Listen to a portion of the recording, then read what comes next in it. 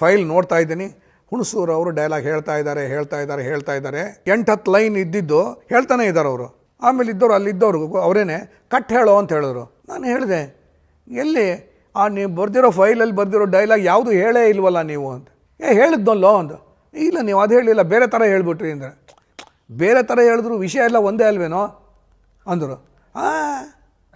ನಾನು ಹೇಳಿದೆ ಅಲ್ಲಿ ಮೊದಲನೇ ಚಿತ್ರದಲ್ಲಿ ದೊಡ್ಡ ಡೈರೆಕ್ಟ್ರ್ ಎದುರುಗಡೆ ನಾನು ಹೇಳಿದೆ, ನೋ ಹಂಗೆ ಹೇಳ್ಕೊಡ್ದು, ಸ್ಕ್ರಿಪ್ಟಲ್ಲಿ ಏನಿರುತ್ತೋ ಅದೇ ಹೇಳಬೇಕು. ಯಾಕೆ ಅಂತ ಹೇಳಿದ್ರೆ ಇದ್ರ ನಂತರ ಮಾತಾಡೋನಿಗೆ ಇದರ ಕಂಟೆಂಟೇ ಬೇರೆ ಆಗಿಬಿಟ್ರೆ ಹೇಗೆ? ಆಮೇಲೆ ಕ್ಯಾಚ್ ವರ್ಡ್ಗಳು ಬೇರೆ ಬೇಕಲ್ಲ. ಸೊ ಇನ್ಮೇಲೆ ಹಂಗೆ ಹೇಳ್ಬೇಡಿ, ನಮಗೆ ಗೊತ್ತಾಗಲ್ಲ, ಏನು ಬರ್ದಿರ್ತಾರೋ ಅದೇ ಹೇಳಬೇಕು. ಆಯ್ತಪ್ಪ ಹೇಳ್ತೀನಪ್ಪ ಅಂದರು. ಒಂದು ಏನು ಹೇಳಕ್ಕೆ ಬರ್ತೀನಿ ಅಂತ ಹೇಳಿದ್ರೆ, ಈಗ ಪುನಃ ನಿಮಗೆ ಫ್ಲ್ಯಾಶ್ ಬ್ಯಾಕ್ ಹೇಳ್ತೀನಿ. ನನ್ನ ಜೀವನದ ನನಗೆ ವ್ಯಾಕರಣದ ಪುಸ್ತಕ ತೆಕ್ಕೊಟ್ರಲ್ಲ, ವ್ಯಾಕರಣದ ಪುಸ್ತಕನ ಅವತ್ತು ಕೊಡಿಸಿದ್ರು, ಇವತ್ತಿನ ದಿವಸ ಸಿನಿಮಾ ನಿರ್ದೇಶನದ ವ್ಯಾಕರಣನ ಹೇಳಿಕೊಟ್ರು. ಸೊ ಇದು ವ್ಯಾಕರಣ ಅನ್ನೋದು ನನಗೆ ಬಹಳ ಸೂಕ್ತವಾಯ್ತಿಲ್ಲ.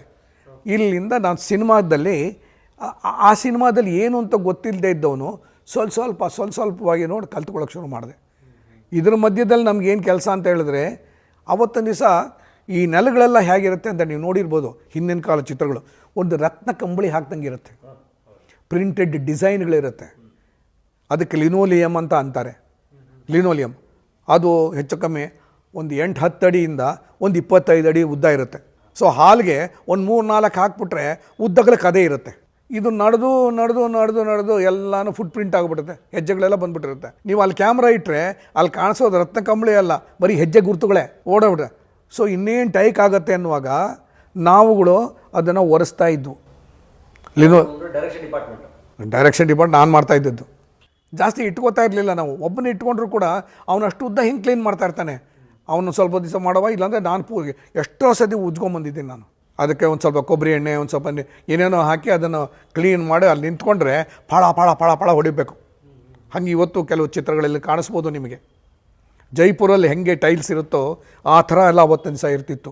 ಅದನ್ನೆಲ್ಲ ಮಾಡಿಕೊಂಡು, ಇದನ್ನೆಲ್ಲ ಉಜ್ಕೊಂಡು ಮಾಡಿಕೊಂಡು, ಇದನ್ನೆಲ್ಲ ಮಾಡ್ಕೊಂಡು ಬಂದಿದ್ದು ಈ ಮೊದಲನೇ ಚಿತ್ರದಲ್ಲಿ.